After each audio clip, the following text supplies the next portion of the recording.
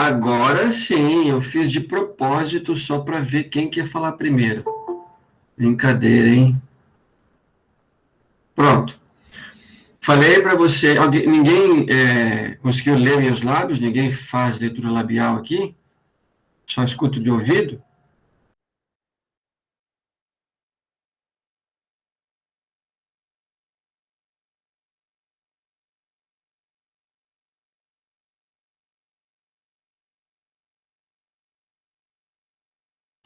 Brincadeira, hein? Ninguém sabe nem ler nada. Bom, vamos lá.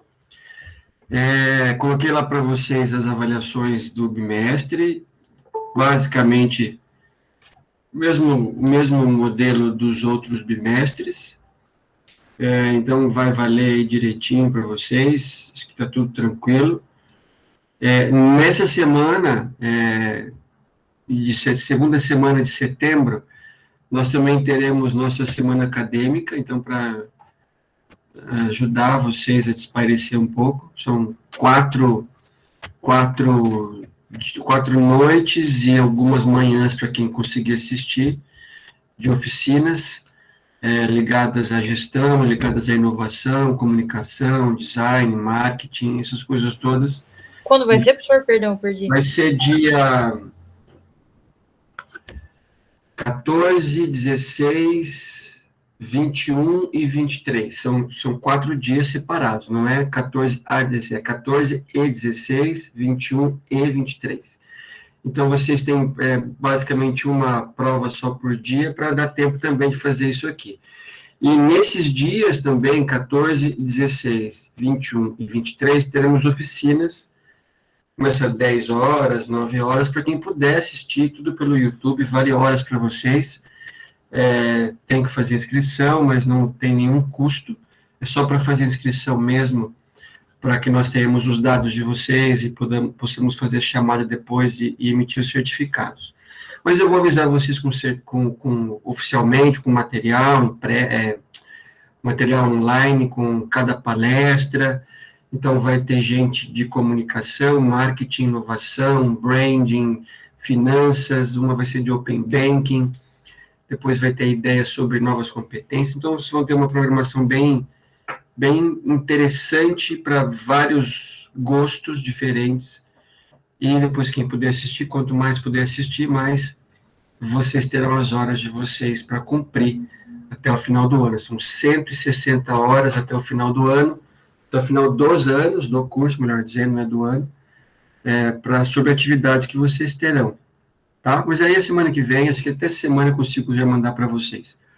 É o Comunica, igual ano passado, que é uma junção dos cursos de comunicação e de gestão. Então, são pontos de convergência entre esses dois conjuntos de informações. Como também nós nos comunicamos, numa empresa tem comunicação, a gente vai aproveitar o máximo possível. Tá, mas aí eu aviso vocês. Tudo bem? Então, o meu objetivo hoje com vocês é listar e explicar os nossos conteúdos para que vocês possam discutir e perguntar de hoje à quinta-feira as dúvidas de vocês. A gente vai conversando para explicar cada um, e aí quem tem dúvida vai falando para a gente esclarecer, tá? Hoje eu não vou fazer nenhum conteúdo novo mais até a avaliação, só tirar dúvidas, tá bem? Professor, eu tenho uma dúvida, mas não é sobre o conteúdo. Pergunte já, antes de começar, então pode perguntar, Rayane. Já que você falou do ano que vem, eu queria saber um pouco mais sobre o estágio que está na grade curricular. O estágio é assim. Esse é um estágio supervisionado. Você pode fazer um estágio desde já. Esse é um estágio, quem faz o estágio desde já é um estágio não curricular. É que você faz aí pelo CIE, PROE, tem a bolsa e tudo mais. O estágio supervisionado é o seguinte: então você vai ter uma série de situações que você vai cumprir. Independente do curso que você faz, administração, contábil e economia, os três têm na nossa matriz a obrigação de cumprir o estágio supervisionado 1 e o 2. Eu não decorei agora, mas são 100 horas para cada ano das 180, não me lembro agora, mas depois eu posso te mandar, Rayane. O que você vai fazer nesse estágio? Basicamente, você vai observar, vai escolher uma área, ou da economia, ou da gestão, ou da contábil, você vai escolher uma área, e você vai observar, existem alguns critérios que você vai observar, como a empresa faz, você vai identificar algum tipo de problema, depois você vai elaborar um relatório, tá? Um relatório de conclusão do estágio, que basicamente o seu trabalho vai ser fazer um diagnóstico do que você observou lá na área que você escolheu, depois no seu relatório final vai ter uma parte que é uma definição teórica dos temas que, por exemplo, você vai fazer, você é contábeis, economia ou administração, Rayane? Não me lembro. Foi contábeis, professor. Então, você vai fazer lá, por exemplo, a parte da contabilidade tributária, que é uma área que a gente pode escolher também, tributária, custos, não importa. Você vai escolher de acordo com a sua, ou o seu gosto, ou, de repente, a empresa que você achou só vai fazer para você custos, não importa. Então, você vai observar, tem uma série de critérios que você vai verificar, como deveria ser feito, como a empresa faz, como é que você propõe algum tipo de melhoria, então é uma análise sua. Ao final dessa observação, você vai fazer um relatório final, e você vai ter, então, 3 partes. Além das partes pré-textuais, introdução, como se fosse um artigo científico, da metodologia, a parte que é o desenvolvimento da nossa parte é a seguinte. A parte teórica, então a parte teórica vai dar sustentação para fazer qualquer tipo de diagnóstico. Então, quem é de outra área, eu não posso dizer, por exemplo, a Rayane de novo, que certo procedimento tributário está certo ou errado, se eu não tenho uma base para me sustentar. Então, de acordo com a norma tal, de acordo com a lei tal, o cálculo do tributo X tem que ser feito desta maneira, tem que seguir esta regra. Então, você vai aprender esta regra, né, já vai ter visto, mas vai ter que definir essa regra em termos teóricos e vai observar. Essa é a primeira parte, teoria da área que você escolheu. A segunda parte é uma observação, um relato do que você observou, para que você faça o seu juízo de valor no seguinte sentido. Olha, a teoria diz que é para fazer deste jeito. Eu observei e a empresa faz do mesmo jeito ou de um outro jeito. Então, você vai fazer um diagnóstico do que você viu e do que você julga ser certo e ser errado. A partir daí, você faz uma conclusão com as suas propostas, ou para manter o que você julgou correto, ou para corrigir o que você julgou errado. Faz a conclusão e entrega. Durante todo esse processo, você vai ter uma supervisão lá na empresa, que em tese ela vai te orientar com todos os processos práticos, e também vai ter uma supervisão de um professor específico da área que você escolheu, para te ajudar nessa sua análise, no que você julgou correto, o que você julgou errado, até que você consiga escrever o relatório final. Faz isso no estágio 1 e faz a mesma coisa em outra área no estágio 2. O grande objetivo é que você seja, eu vou usar o termo obrigado aqui, mas não é nesse sentido de faz por obrigação, mas que você seja conduzido a vivenciar o que você verificou na prática na empresa. Digamos que a gente pode ter alunos que não trabalham ou não trabalham na área. O estágio tem uma oportunidade para que você verifique em loco o que você aprendeu, pelo menos em algumas etapas durante o curso. É isso que vocês vão fazer a partir do ano que vem. Geralmente a gente faz nos últimos semestres, mas a gente pode liberar desde o começo, depende se conseguiu achar uma empresa já, então você vai fazer. Esse ano a gente não tem uma obrigação, por conta da pandemia, de que você cumpra todas as horas, se não são 80 ou 100, agora não me lembro, na empresa. Tá? O ano que vem a gente vai ver como é que vai funcionar, se vai ser obrigatório esse cumprir as horas. Aí você tem uma série de certificados para você fazer, avaliações que o professor que supervisiona você vai fazer, que a empresa vai fazer, tá? Você vai fazer uma avaliação do estágio, tem que ter um convênio com essa empresa, então não pode ser qualquer empresa. Esse convênio é feito via documento, existe um formulário que você vai preencher com os dados da empresa, vai levar para a Uningal vai assinar, eu vou assinar, a empresa assina e firma o convênio. Esse convênio não tem nenhum custo para a empresa, nem para você, para o aluno. Tá? Até o seguro, quem paga é a própria Uningá. Tá? O seu trabalho é ir lá e verificar. Em alguns casos, a empresa pode até remunerar você, isso para o estágio supervisionado não importa, não é esse o critério, mas depende da relação que você tem com a empresa que você escolheu. Faz isso, entrega e cumpre.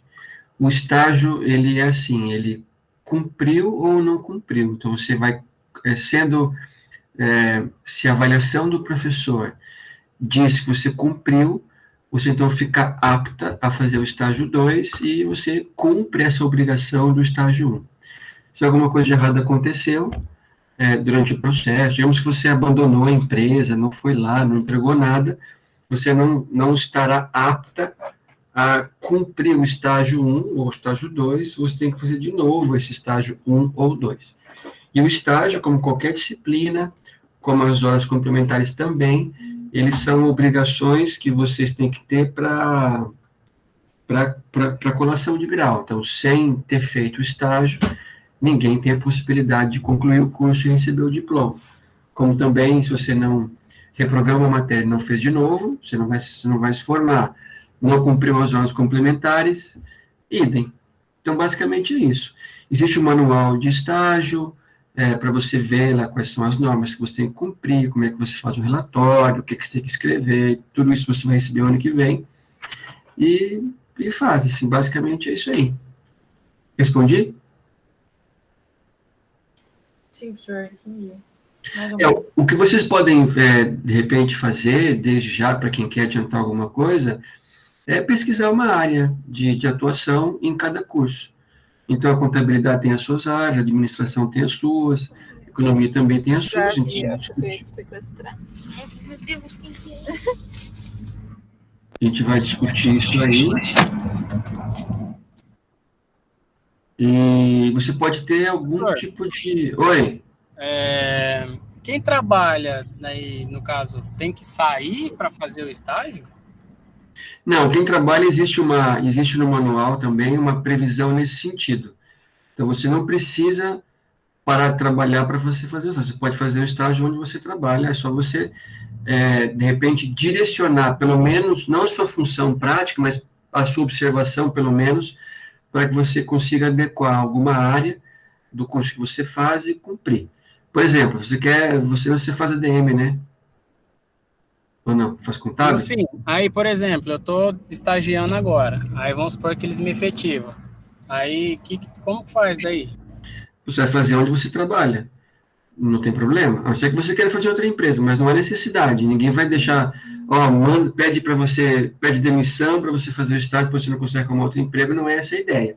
A ideia é você ter a possibilidade de você aprender uma coisa específica do curso, especialmente com a supervisão dos dois lados. Se conseguir aliar onde você trabalha e o estágio, perfeito. Você só não poderia fazer onde você trabalha se, por algum motivo, você não tivesse possibilidade nenhuma de escolher uma área da gestão, no seu caso, para você escrever. Mas isso é uma exceção bem grande, assim, sei lá, não consigo nem pensar numa ideia de estágio que você não consiga ver pelo menos alguma coisa de gestão, assim, que você possa aplicar. Então, não tem problema. O ano que vem, se você tiver... Você já foi efetivado ou não? Está no estágio ainda? Ainda não, estou no estágio. Mas geralmente a cooperativa você está, né? Cicobi, Sicredi? Eu estou no Cicobi. Então, geralmente, desde o tempo que eu trabalho, que o Cicobi, Sicredi, especialmente esses dois, eles trabalham com estágio como se fosse um tempo de experiência. E a maioria dos estagiários, para não dizer quase todos, eles são efetivados, salvo aqueles que, por algum motivo, tiveram algum problema de desempenho, não sei, não é o seu caso, obviamente, mas a maioria é contratado. Então, provavelmente, você ano que vem vai ser contratado, ou antes disso, você vai fazer o estágio de lá. Não tem problema, não precisa se preocupar que ninguém precisa perder o emprego por conta de estágio. Entendi. Tá? Até porque o estágio não é obrigatório para os nossos cursos, tá? Nem o TCC. A gente não decidiu ter, porque acha que são pontos importantes para a formação de vocês, mas pela resolução do MEC, o TCC e tudo mais não é obrigatório, tanto que tem lugares que não tem nada disso. Mas eu fiz a matriz com isso. Beleza? Mais alguma pergunta assim geral? Não, né? Mas se tiver, pode levantar a mão. Só quero adiantar algumas coisas para vocês das matérias, tá? Vamos lá, gente. Eu vou escrever no Excel, para depois eu mando para vocês essa tela, só para quem depois quiser saber efetivamente o que vai estudar, para ter acesso ao material, dar uma olhadinha com mais calma em casa, para na quinta a gente fazer uma coisa assim, cabo a rabo, resolver exercícios, se quiser fazer até um corujão depois da outra aula, para resolver tudo isso, tá? Mas eu quero que vocês estudem antes, eu não quero fazer nada sem um estudo prévio. Aí, se vocês quiserem, a gente pode fazer na quinta-feira, se vocês vão estudar hoje, quem puder aí a noite inteira, aí na quinta eu tenho 2 primeiras com vocês, eu tenho uma aula só com o terceiro, a gente pode voltar depois do terceiro, quem quiser, não é obrigatório, para tirar, assim, aí com o tempo de estudo de você até quinta, tirar outras dúvidas. Aí a gente fica aí sem hora para acabar. O Bruno vai fazer um café para nós, a Rainha vai fazer uma pizza, mandar entregar, a gente fica estudando, comendo aí no... Vamos lá, então. Vou escrever. Outra pergunta. Segunda-feira, dia 6, vai ter aula normal ou vai ser recesso? Até hoje está no calendário aula normal. Não sei se até lá a Uningá vai decidir fazer recesso. Então, se você me pergunta, se a pergunta for uma resposta hoje, formalmente, tem aula normal na segunda-feira e na terça não. Na quinta começam as provas. Então, em tese, sim. Se tiver alguma coisa até o contrário, vai decidir até quinta ou sexta. Então, se eu não falar nada para você até quinta ou sexta, que a gente vai estar lá na segunda-feira. Tá bom? Vamos lá. Beleza. A gente vai começar a revisão de vocês com o primeiro assunto que vai entrar na avaliação, que significa basicamente a ideia do cálculo do investimento inicial. Beleza? O que significa isso aqui? Significa o seguinte, gente. Quando você faz um cálculo de viabilidade de investimentos, você tem que saber quanto você vai gastar. Então, ninguém vai dizer se o investimento é viável ou não, sem uma mínima ideia de quanto isso custa para você. Eu não vou comprar um carro sem saber quanto custa. Eu não vou comprar uma casa sem saber quanto custa.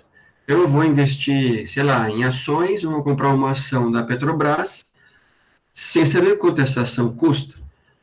A mesma coisa de uma empresa. Eu não vou estudar o desenvolvimento de um novo produto sem uma estimativa de quanto isso vai custar. Eu não vou comprar uma máquina nova, idem. Então, essa é a primeira informação que vocês aprenderam a calcular, que é quanto você vai efetivamente gastar. Se gastar significa investir, vai sair do seu caixa para você fazer esse investimento. Vale para qualquer tipo de investimento, tá? Quanto você vai gastar. Informação básica. No nosso livro texto, eu vou marcar aqui para vocês o capítulo 8. Mas depois eu marco, depois aqui da aula, eu vou marcar e mandar para vocês cada item e cada página, para ninguém ficar meio perdido. Então, vai ser 8.1, 8.2, página tal até tal. Tá? E ninguém se preocupa por enquanto, que eu vou detalhar com vocês rapidinho. Isso aqui, gente, é aquela história do seguinte: o exemplo que vocês viram, embora vale para qualquer exemplo, mas o exemplo que vocês viram foi a ideia de comprar uma máquina, que é para ficar mais fácil para vocês. Quero comprar uma máquina nova. Então, digamos que eu vou montar uma fábrica, eu e o Bruno, de boné. Então, eu tenho que ter uma máquina, eu nem sei como é que faz boné, mas que, sei lá, que junta a aba com a parte da cabeça, que põe a espuma, e é uma máquina só. Então, eu tenho que ir lá pesquisar, e o Bruno, pô, mas como é que vou lá no fornecedor e vai dizer, essa máquina custa 100 mil reais. Só que você vai ter que fazer uma instalação e vai gastar mais 8. Então, eu vou gastar 108 mil reais. Pronto, resolveu essa parte. Se você fosse só comprar essa máquina, esse era o cálculo básico. Ponto final. Para ficar um processo um pouco mais completo, a gente estudou também a possibilidade de você vender a máquina que você tem. Digamos que eu já tenho uma fábrica de bonés com o Bruno, e nós julgamos que o nosso mercado não vai crescer muito. Então, eu não preciso ter duas máquinas. Eu quero ter uma máquina melhor. De repente, uma máquina mais eficiente, que gasta menos energia, que produz o boné com acabamento um pouco mais refinado, mas eu vou vender minha máquina antiga. Como qualquer bem que uma empresa possui, eu não posso simplesmente vender o bem que eu possuo sem dar a baixa em termos contábeis. Então, a segunda etapa qual é? Ter todo o tratamento contábil dessa máquina que a gente já tinha, que basicamente são 3 etapas. Calcular o valor contábil, toda máquina tem um valor contábil que vai depreciar, ele pode ser zero, se você ficar com a máquina mais tempo que o tempo da depreciação. Você vai ver por quanto você vai vender essa máquina, é uma estimativa, e apurar lucro ou prejuízo, que eu vou comparar o preço de venda com o valor contábil da máquina. Tendo lucro, pago imposto, e eu vejo quanto sobra, do valor que você vai receber depois de pagar o imposto, quanto sobra. É o que vocês já ouviram falar, e para quem investe, na rentabilidade líquida, que é depois de pagar tudo, por exemplo, o imposto, quanto vai sobrar? Né? Quanto vai sobrar para você, investidor? E é isso. Eu sei o quanto eu vou desembolsar. Para que isso fique claro para vocês, pense sempre assim, ó. Eu vou comprar um carro novo. Compra de um carro novo, mas eu vou vender o antigo. Venda do antigo. Então, é assim, meu carro novo custa, sei lá, 50 mil reais. O meu carro antigo eu posso entregar por 20. Então, eu vou desembolsar quanto em dinheiro vivo? Vou desembolsar 30.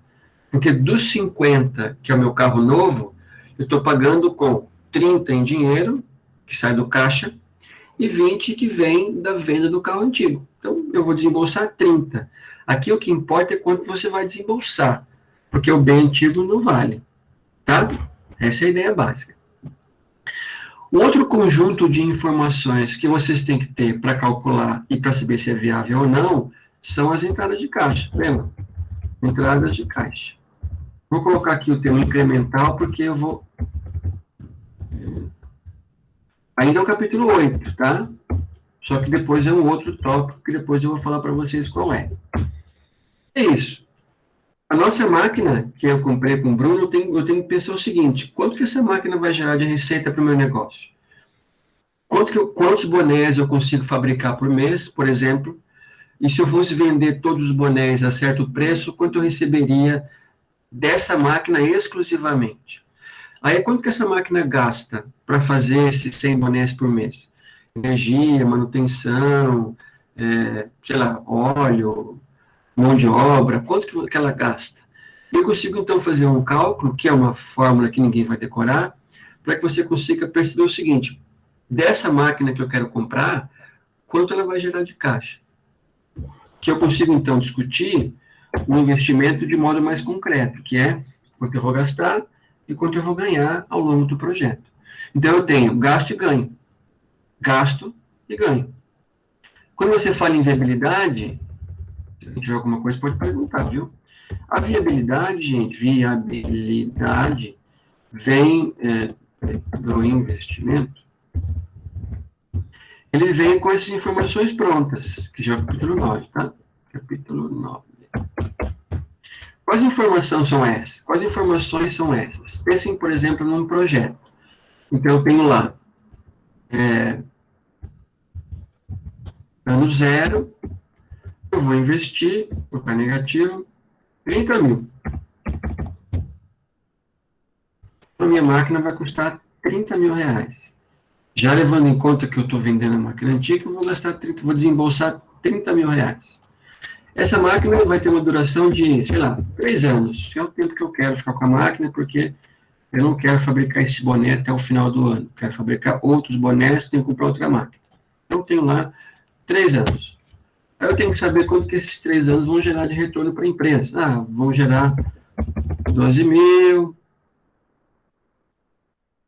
Peraí que não ficou tabuladinho.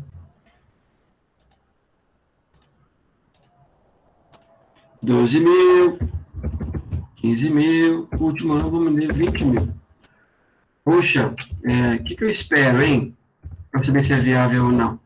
Eu tenho 2 conjuntos de informações. Eu tenho um conjunto que são as entradas de caixa, vou botar aqui em verde, e tem um conjunto que é a saída de caixa, que eu vou botar, só para ficar, sai e entra, né, em vermelho.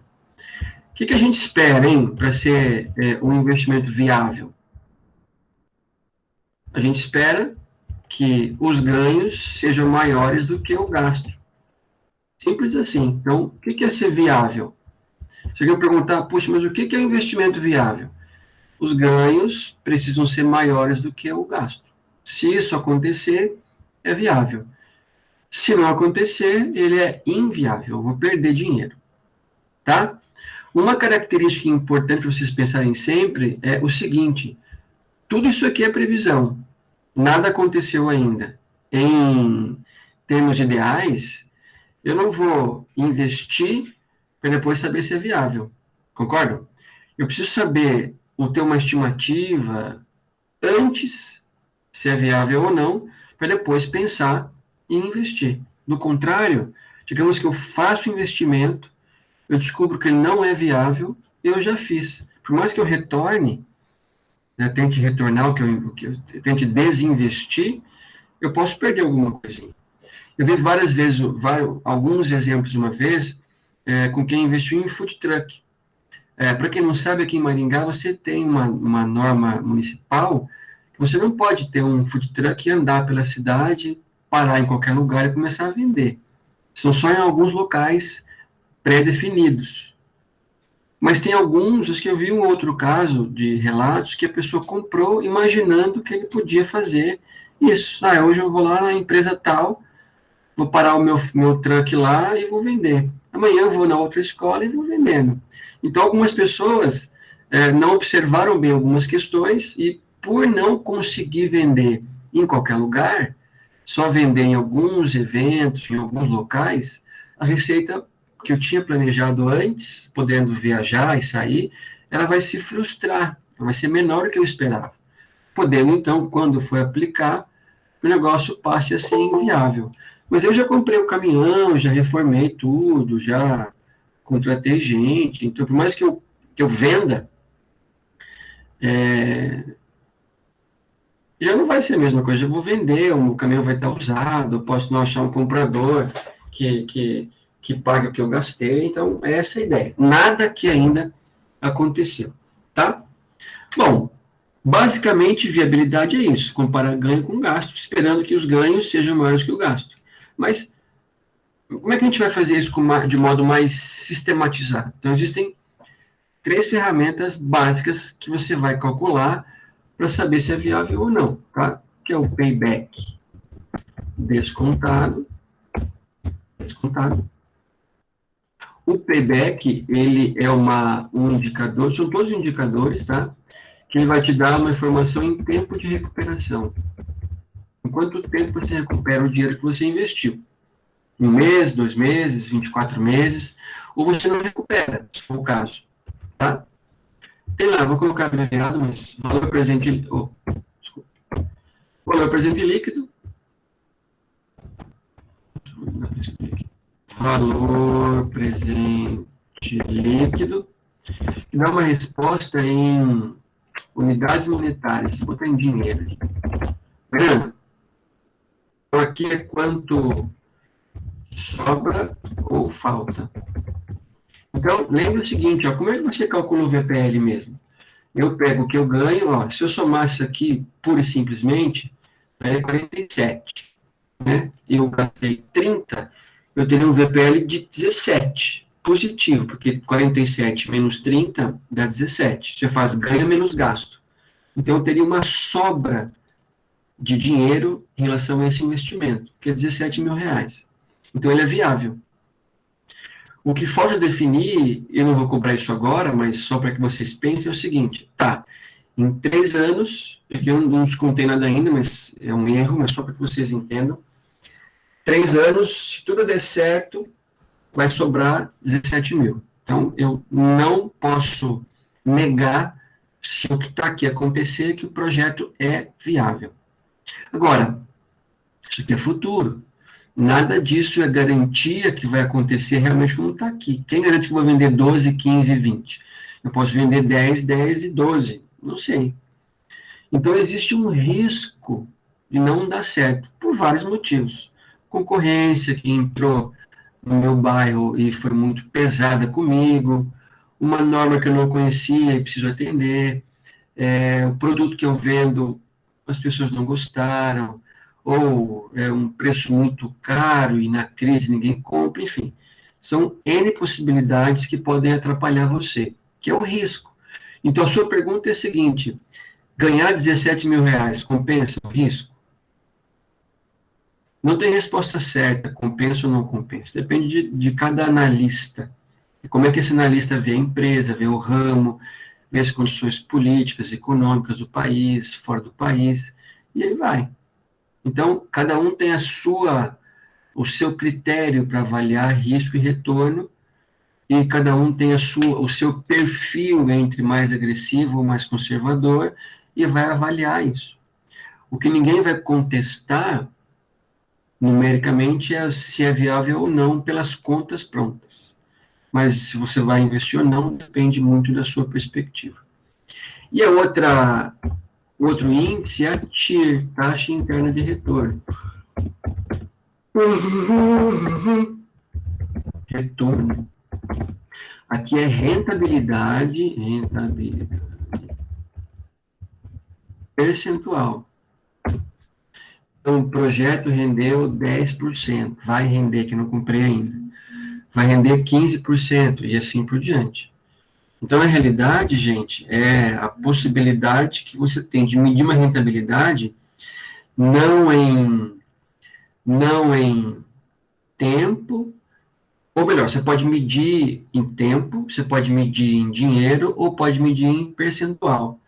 Essas 3 ferramentas, elas têm basicamente a parte da matemática financeira para que você tenha as respostas quantitativas, que é o nosso foco principal, mas também tem a ideia de fazer a sua análise depois do cálculo pronto, para ver se, mesmo sendo viável, vale a pena ou não. Quer ver um exemplo? Eu vou voltar para vocês um pouquinho.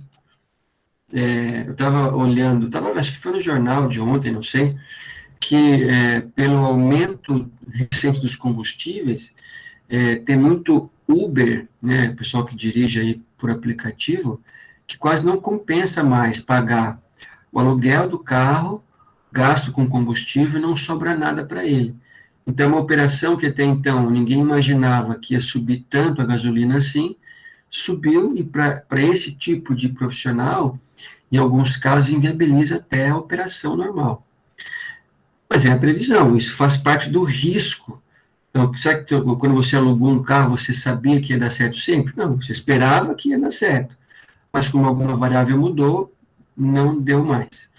A mesma coisa vale para qualquer tipo de investimento, para qualquer tipo de coisa que você vai tentar comprar, para trabalhar ou não. Você pode ter uma perspectiva e a partir de alguma mudança, essa perspectiva mudou. Mudou por algum motivo, né? Então, a gente tem que perceber isso aí. Tudo bem? Uma perguntinha disso aí?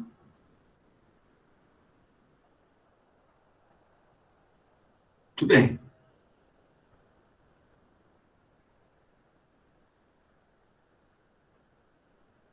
Tá. Estou lendo uma coisa que eu recebi aqui, de restaurante Maringá. 4 milhões de investimentos em Ocean. Então, gente, ó, basicamente, a nossa avaliação vai ser isso aqui. Capítulo 8 e capítulo 9. E alguma situação sobre, assim, como é que você analisa isso? Mais uma coisa, assim, um pouquinho além da matemática básica, assim, da matemática financeira crua. Porque ninguém aqui vai ser técnico em matemática financeira, mas vai usar a matemática financeira para decisão. Então, sempre pensei nisso. A parte dos riscos, que a gente vai começar a discutir mais intensamente depois da prova, ela não vai entrar na nossa avaliação. Ela vai ser depois, que a gente vai envolver um pouco mais de análise no seguinte sentido. O risco existe de qualquer tipo de investimento, e como é que você vai lidar com o risco? Lidar significa não achar que não existe. Lidar significa administrar o risco e tentar, basicamente, reduzir. Então, não fazer muita coisa errada para que você aumente o risco à toa. Então, você investir num segmento que você nunca trabalhou. Eu nunca montei uma pizzaria, vou montar uma pizzaria. Nem sei nem como é que faz pizza, vou montar uma pizzaria. Então, eu posso perder muita coisa. E tem coisas, são detalhes, que você nem imagina que compõem o custo. E se você gasta menos... Quer ver um exemplo? O conteúdo é isso aqui, tá? Só estou dando um exemplo agora. Assisti um programa, até vou parar aqui. Depois eu vou pesquisar os tópicos aqui. Isso eu quero que vocês estudem depois com as páginas. Quer ver, ó? Eu estava vendo um programa de gestão de restaurantes, especialmente a cozinha, e estava explicando lá como é que você descasca uma cebola. Tem gente que, para ser mais rápido, descasca a cebola e até joga fora uma primeira pétala da cebola, né? Para ficar mais fácil, ficar mais bonitinho e tal. Mas esse cara que trabalha com gestor, ele fala assim, não, você não vai descascar isso, vai descascar só aquela pelica bem fininha. Porque essa pele aqui que está mais para fora, você pode cortar e fazer outra coisa com ela, botar para fritar, que ninguém percebe muito, tem que ser branquinha, porque você vai tendo um custo menor da sua operação, tendo um custo menor, sobra mais dinheiro para suas entradas de caixa, sobrando mais dinheiro para suas entradas de caixa, você vai ter mais possibilidade de ter um restaurante viável. E de ter, depois que você abriu, que ele vai constantemente tirando receitas ao longo dos meses. Você vai vender mais que o famoso ponto de equilíbrio dele, que é o que eu tenho que vender para, não só para empatar custo e receitas, mas para você ultrapassar. E depois um outro caso, e aqui esse caso não é um caso que eu ouvi de internet, mas assim, tem uma escola que eu também trabalho aqui em Ivatuba, que é a escola adventista, e essa escola adventista também é um internato para quem quiser dormir lá, quem quiser morar lá, tanto para ensino médio fundamental. E o aluno meu era encarregado do restaurante, ele era o gestor do restaurante de quem come lá. E eles fizeram um experimento que deu muito certo. Para quem sabe o que é tomate, o tomate tem aquela parte de cima, que tem onde tem o caule, então tem uma partezinha assim, que é um buraquinho, e tem a bundinha do tomate, né, que é o finalzinho dele, que é feinho, tem lá uma pelinha e tudo mais. E, geralmente, quando você tem restaurante, você não serve na salada das pessoas, nem o começo, nem o fim do tomate. Então, o que você faz? Em tese, eles lá descartavam o começo e o fim do tomate. O que eles pensaram? Vamos fazer molho com isso. Então, fizeram um molho. Então, eles não compram mais molho fora, pronto. Eles fazem o próprio molho com o queijo jogado fora. E fizeram uma pesquisa lá entre os alunos que comem, e a maioria aprovou o molho feito lá, como um sabor melhor. Então, tem 3 coisas boas. Evita desperdício, ganha dinheiro e melhora a resposta das pessoas em termos de paladar, ficou mais gostoso o que eles fazem. Isso a gente tem que discutir para o nosso investimento. Então, quando você faz a previsão dos ganhos, o que eu tenho que pensar? Qual é o máximo de eficiência que eu posso ter, ou que eu deveria ter, para não ter tanto desperdício. Não tendo tanto desperdício, eu tenho mais dinheiro que sobra. Tendo mais dinheiro que sobra, eu tenho, então, mais possibilidade de ganhar mais dinheiro. Tá? Voltando à nossa planilha, mais alguns detalhes para vocês, a gente tem que pensar o seguinte, ó, deixa eu voltar lá.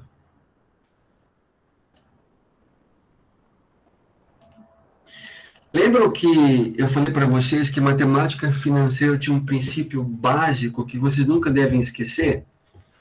Que o princípio básico é o seguinte, ó, valor do dinheiro no tempo. Lembra disso aqui ou não? Eu vou anotar aqui, ó. Princípio básico da matemática financeira. Matemática financeira. Matemática financeira não é nome. Pá! Cadê o negócio? Ou seja, no que isso nos afeta?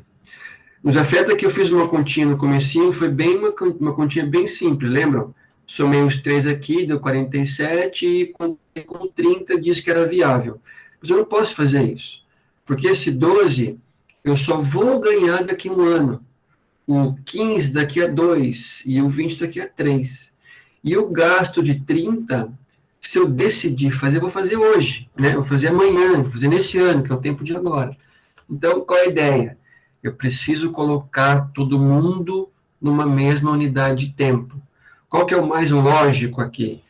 A decisão vai ser tomada hoje. Logo, todo mundo tem que estar no prazo de hoje. Então, você vai descontar o valor futuro para o valor presente.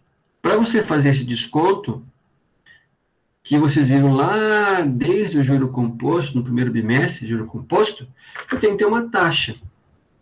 E essa taxa para vocês, a princípio, ela vai ser dada.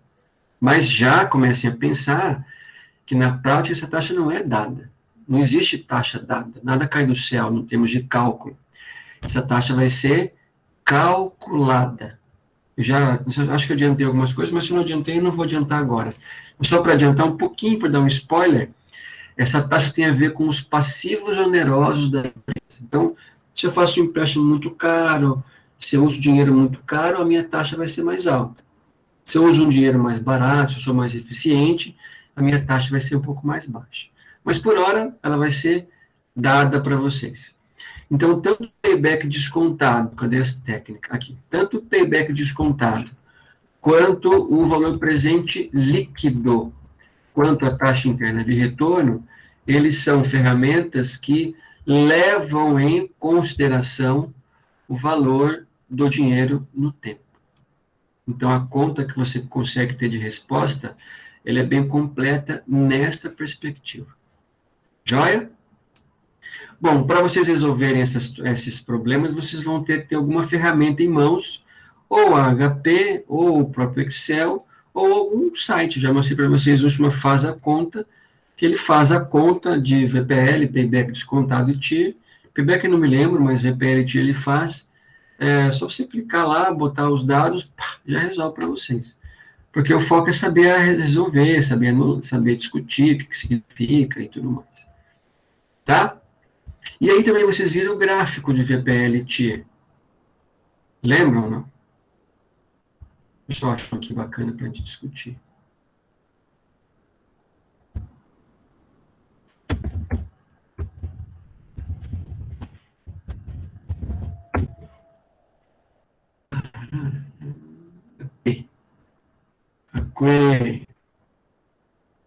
Dá para ver aí meu gráfico? Isso fica maior. Fica mais ou menos. Aqui.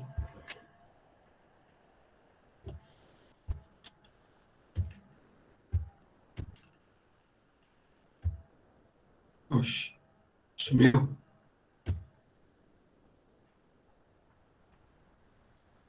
Aí. Quem que tá aí no meu negócio? Deixa eu ver quem que tá aqui na tela. Alguém quer responder uma pergunta aí? Bruno, que vai se virar gerente do Cicobi já já. Bruno, qual projeto é melhor, hein? X ou Y?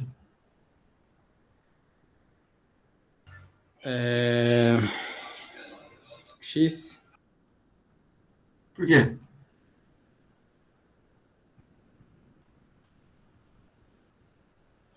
Professor, na outra aula você explicou, mas agora eu não estou lembrado. Alguém ajuda aí? Hein? Alguém? Segundo da linha, quem é? Rayane, tá? Segunda da linha aí. Qual que é melhor, Rayane, minha querida? Cadê? Aí. O X, ele é melhor até a taxa ali de 10, né? Mas o Y passa a ser menor depois. Contrário, né? Contrário. Você olhou a legenda errada. Até 10. Exato. Isso, falou certo. Aqui, qual é a ideia? É o que a Rayane falou. Eu tenho que olhar, primeiro, o VPL só existe com alguma taxa. Lembrem? O VPL não pode ser calculado sem uma taxa de desconto. Mesmo que seja zero. Zero é uma taxa. Então, assim, se eu perguntasse qual que é o melhor projeto, o que você tinha que responder? Não sei, depende de que taxa. Qual é a taxa? Qual é a taxa? Ou eu respondo por intervalo. Até 10%, sempre o maior VPL é o melhor projeto se o critério for VPL, o único. Então, olhando o gráfico a 5%, se eu rebato aqui, 5, rebato, o VPL do X é alguma coisa próximo de 4 mil. O VPL do Y é 6. Então, 6 é maior que 4, beleza, o Y é melhor projeto a 5%. A 10 é o ponto de interseção. Então, neste ponto, tanto faz. O VPL é igual do X e do Y. E mais que 10, a linha meio vermelha aqui está na frente, está em cima, que é o X. Então, o VPL do X é melhor. Até um certo ponto, porque depois desse certo ponto aqui, vamos pensar que é 17%, o VPL do Y zera, e mais que 17, ele fica negativo. Quando corta aqui, é a TIR do projeto. O projeto X, ele está próximo de 23, aí, 20 e pouquinho, 22, alguma coisa, então é a TIR do projeto.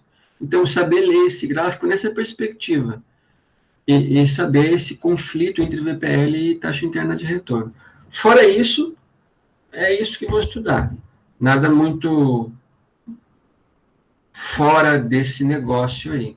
O que vocês têm que fazer? O que eu acho que seria interessante para vocês? Isso eu consigo falar pela experiência que a gente já tem aqui. Que vocês tenham um tempo agora, de hoje até quinta-feira, para ler isso. Para ler, pegar aquela lista que eu passei para vocês, resolver tudo. Quem só olhou, resolve tudo de novo. Aproveitando, eu vou abrir depois no Moodle uma atividade para vocês postarem essa lista. Ok? Vou colocar o arquivo de novo lá, para quem não tem, para entregar até o fim da semana de prova. Como você já mandei essa lista faz tempo, a gente já fez alguns, então isso vai valer os 3 pontos de vocês. Mas lembrando que o foco principal não é nem a lista, nem a avaliação, mas como que você resolveria uma situação dessa na prática. Então, se um dia alguém fosse abrir uma empresa, que tipo de conta eu vou fazer? E a gente tem vários exemplos disso. Estava ouvindo a CBN hoje no almoço, que o contrato das concessionárias de pedágio no Paraná, acho que acabam o mês que vem, alguma coisa assim. E existe uma licitação para ter novas empresas que vão assumir as praças de pedágio. Essas novas empresas vão assumir, acho que por 30 anos, a concessão por 30 anos. E será que eles não têm vão assumir 30 anos de investimento nas estradas, sem nenhuma perspectiva de quanto precisam investir? Sem nenhum estudo de quantos carros passam em cada praça, para ver quanto eles ganham, para ver se vai bater? ganho com gasto, certamente tem uma série de... Não é só uma continha pequena, não. Não é só calcular payback, VPLT, não. Trabalhar com vários cenários, várias possibilidades, até cenários pessimistas, que ninguém vai andar mais de carro, ou não vão viajar tanto, ou otimistas, que vão viajar muito mais que viajam até agora, para decidir se vale a pena participar da licitação, para ter essa concessão, ou não. Então, é bem interessante nessa perspectiva de cálculo. E qualquer concessão que tem entre o poder público e o poder privado, é isso. Recentemente, foi feita uma concessão de aeroportos e portos no Brasil. Então, vários trechos foram arrematados. Sabe quem arrematou assim, do nada? Eu vou comprar um aeroporto. Mas quanto custa? Mas se a gente vê depois, isso não existe. Ainda mais quando envolve muito dinheiro, não existe. Ou quando envolve o nosso dinheiro, né, mais importante ainda, ninguém quer jogar dinheiro fora. Então, é isso aí que vocês vão ter que fazer. Tá? Então, a tarefa de vocês agora é a seguinte. Até amanhã, eu vou mandar no grupo de vocês este Excel com cada página e os tópicos. Então, 8, 8.1, 8.2, 8.3, 8.1, tudo isso. Vou indicar os exemplos para vocês e vou indicar mais alguns exercícios além da lista. Esses exercícios além da lista é que eu vou usar na quinta de revisão. Então, você vai fazer para você praticar e ver o quanto você já aprendeu ou ainda falta aprender desse conteúdo. E aí, na quinta, eu gostaria de responder perguntas. Por exemplo, Nayeli, professor, isso aqui não ficou claro. Este ponto, vou lá e explico este ponto. Este ponto pode ser um ponto que o Eduardo também não entendeu e que o Anderson entendeu bem. Então, a gente vai discutir, beleza. Aí, respondeu a pergunta, vem uma outra pergunta da Jaqueline, esse aqui eu não entendi. Essa conta para mim ficou meio no ar. Vou explicar a conta. E aí vai, né? Porque assim, não dá para revisar um bimestre inteiro num dia ou dois. E eu nem quero fazer isso, que não adianta nada. Porque a gente vai simplificar muito a história, resumir muito, e aí você vai até aprender, mas é um aprendizado para fazer uma prova. Não é esse o nosso foco. O nosso foco sempre é o aprendizado para a vida de vocês, vida profissional, não só para prova. Por exemplo, eu estou conversando aqui, mas podem me interromper. Falando com o Eduardo aqui, que estava vendo a fotozinha dele aqui embaixo, de bigodão, barba, parece o Dom Juan, camisona aberta, peito de fora. Não é, Eduardo? Na onde? Não é você, não. Peraí, é Fernando. Fernando, tá aqui, ó. Eu olhei outro, mas eu li seu nome. Tá. O Fernando tá aqui, ó. Barbicha, bigode, camisa aberta, peito de fora. Mas o Fernando é a segunda vez que ele participa do Sebrae, né, para montar uma empresa. Logo ele vai montar uma empresa. Vai pegar o dinheiro dele, o tempo dele e abrir uma empresa. Ele não quer abrir uma empresa para jogar o dinheiro fora. Imagina que ele quer abrir uma empresa para prosperar, para virar uma startup, uma empresa tradicional e ganhar dinheiro com isso, e sobreviver disso. Ou melhor, viver disso. Então, certamente ele vai ter que fazer uma pesquisa de mercado, ver quanto que ele vai investir, se vai valer a pena, se vai pegar dinheiro dele, se ele vai fazer financiamento, uma série de preocupações que ele vai ter que ter antes de assim, olha, vamos abrir o negócio. Então, essa é a minha preocupação com vocês, para quando vocês decidirem efetivamente, olha, esse é o da reunião, Fernando, tem certeza que foi do bigode dele? Ixi, Maria. O professor, Oi. hoje, qual você fala que seria o melhor local assim, para investir, abrir um negócio? Então, depende muito do negócio, do local. Não dá para te responder nada assim. Qualquer resposta minha agora seria um chute. Eu acho que assim, você vai abrir um açougue. Onde que eu posso abrir um açougue? Tem que ver fluxo de pessoas, eu tenho que ver o tipo de açougue que eu quero abrir com o entorno. Eu não posso abrir um açougue que vai vender carnes nobres num bairro mais com menos poder aquisitivo. Eu não posso abrir um açougue, por exemplo, num lugar que não tem onde parar o carro. Então, assim, eu tenho que pensar nessas questões para ver, depois ver público-alvo, não tem uma resposta certa, assim. Mas eu acho assim que coisa de alimentação dá mais retorno, talvez, do que algumas outras áreas, né? Porque acho que a alimentação é uma coisa que ninguém fica sem. Sim. Agora tem que ver se o ninguém fica sem se aplica ao que você vai abrir. Concorda? O que você pensa em abrir de alimentação? Vou abrir um restaurante. Ah, mas será que todo restaurante dá certo? Nem todo, né? Tem muito que já fechou aí nessa pandemia ou antes da pandemia fechar. Apesar de comida ser essencial para a nossa vida... Licenciador, eu já falei uma marmitaria já. Então, a marmitaria tem assim... não dá para dizer, não dá para bater o martelo assim, marmitaria vai dar certo e uma marmitaria e um restaurante vai dar errado. Não, eu conheço uma menina, eu trabalhava em outra instituição antes, trabalhava lá na PUC, fiquei lá há 20 anos. Ela tinha marmitaria no Marista, na PUC, e abriu uma marmitaria fora, assim, fora das escolas, né, para vender marmitex, com um professor de sócio que é meu amigo. Faliu tudo. A pandemia faliu com ela. E eu vi gente que vende marmita a explodir em vendas na pandemia. Então, assim, teria que ter uma prévia mais profunda, assim, por que ela faliu na pandemia? Porque na pandemia ninguém deixou de comer. Eu não deixei de comer.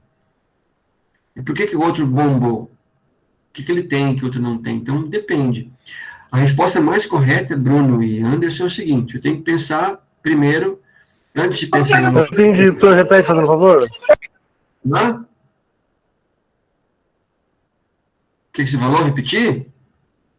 Repetir, porque eu tô na minha avó aqui a internet é meio ruim.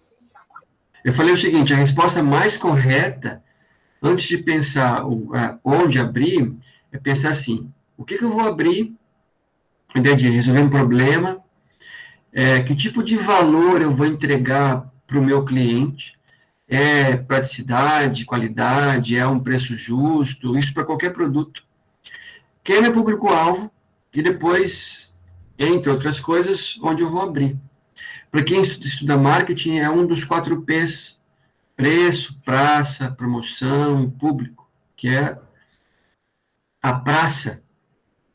O que não quer dizer, Bruno, que, por exemplo, antigamente, anos 2000 aí, por aí, a Tiradentes era um point, assim, que domingo você não andava lá, nem a pé nem de carro. Não andava, era lotado até a tampa. E qualquer lugar que você abria fora do eixo não funcionava. Abriu a cachaçaria, longe de tudo, né? Não tem nada perto ali. Mesmo hoje em dia tem muito pouco, mas 20 anos atrás, quando ela abriu, mais até, não tinha nada aberto ali, nada, era só ela. E mesmo assim ela prosperou. Então, assim, será que o local é essencial? Ajuda, pode atrapalhar, mas, na minha opinião, é um conjunto de coisas para discutir. Acho que o local não é um aspecto, assim, nobre para você pensar. Não sei se te respondi. O Cicobi abriu uma agência na Carlos Borges, não abriu? Lá, perto da Mesquita. Não é, Bruno? Você não é o Cicobi? Não sei, professor. Eu sei que aqui, sim, mas eu sei que aqui onde a gente está, não é tipo na avenida.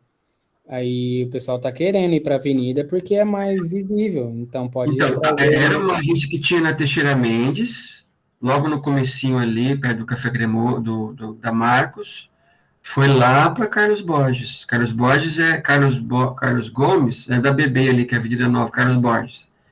Abriu ali, lá tem uma avenida mais larga, mais bem iluminada, tem mais lugar de parar, tem um açougue do lado grande, então abriu ali. Então, e tá dando certo, imagino. Ah, o lugar ajuda bastante. O pessoal aqui tá doido querendo pegar um lugar na avenida. Ô, professor, Obrigado. tem um ex-professor nosso aí, que abriu um açougue no bairro onde ele mora, que é o mesmo que o meu. Tá bombando, né? E parece que tá dando muito certo, porque toda vez que eu vou lá eu pego o filho e vive lotado. Parece, ele está dando muito certo. O Ednei, ele me falou esses dias, ele me perguntou algumas coisas do Sebrae lá, está dando muito certo. Ele falou que colocou algumas inovações de assados lá e está dando muito bem. Ainda mais domingo, vem uma carninha assada, você não quer fazer comida em casa, quer alguma tranquilidade, vai ali e tal, tá dando muito bem. Eu vi lá uma vez na esquina, né? E são os filhos dele que tocam lá, o filho, não sei, não me lembro agora. Mas está dando certo, sim. Professor, lá em Astorga, ano passado, abriu um negócio de açaí. Aí, depois da noite, eles faziam lanche, essas coisas. Então, era açaí e à noite lanche. E era na avenida ali, lugar bem movimentado. Aí, agora, eles saíram da avenida e foi no mercado, tem uma praça de alimentação lá todo.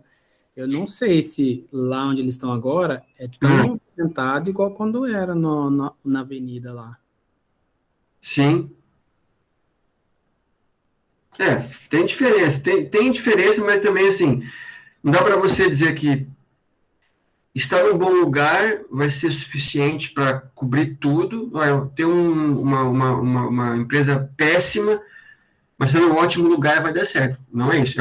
O lugar é um dos conjuntos das variáveis que vocês têm que ter para efetivamente ter sucesso no negócio de vocês. Esse é um ponto bem interessante. Tá? Mas, vamos fazer assim agora.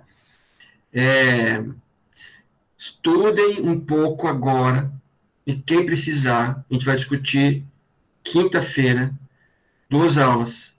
Depois folga uma aula. No final da última, a gente faz um corujão aí. Só para resolver exercício, tirar dúvida. Só. Ô, professor, você tira uma dúvida minha? Tira. Todas as aulas desse bimestre já tá postado no YouTube, já? As minhas estão, só falta de hoje. Porque eu tô afastado de casa porque a minha esposa tá grávida e minha mãe pegou Covid. Então a gente tá aqui na casa da minha avó, e aqui é muito longe, a internet é meio ruim, entendeu? Então, a aula é muito, eu tô sem meus cadernos para fazer anotação, então eu precisava ter acesso às aulas desse bimestre, porque eu perdi muita coisa. Tá lá. E você, na quinta-feira, você pode discutir comigo depois da última aula, se você quiser, para aproveitar o tempo perdido. Você e mais quem quiser, para uma revisão mais perto, assim. Só você me avisar, na quinta-feira eu dou a aula de vocês, dou a aula no terceiro ano, depois eu mando um outro link no grupo, para quem quiser fazer mais coisas. Mas, beleza, professor. Valeu, obrigado. Tá, leiam tudo isso, a gente vai discutir na quinta-feira, detalhe por detalhe, mas eu não quero não ouvir uma pergunta de cada um, pelo menos que tem dúvida. Quem não tem dúvida vai ouvir a pergunta dos outros, mas quem tem vai discutir. Beleza? Quem quiser depois, a gente vai começar pelo grupo. Me chama que eu respondo para vocês. Tchau para vocês, até mais. Falou, professor, até mais. Até mais. Do estudando firme, hein? Falou, professor.